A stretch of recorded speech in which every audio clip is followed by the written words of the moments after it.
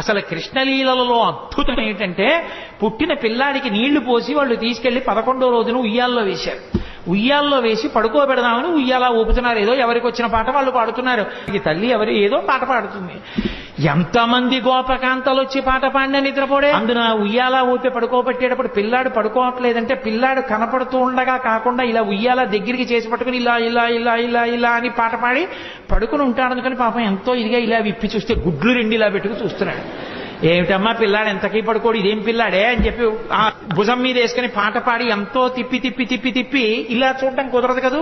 పడుకున్నాడా అంటే ఏం పడుకున్నాడు, గుడ్లు వేసుకు చూస్తున్నాడు. ఏం చేసినా పడుకోడు.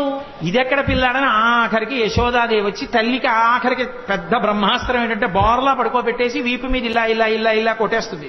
ఆ తొడ ఊపుతాను కొడుతోంది. ఎంతకీ పడుకోడు, వీపు చిట్లిపోతోంది. ఇదేంటి ఆది కూర్మంగా ఉన్నప్పుడు మందర పర్వతం తిరిగినా బాధపడ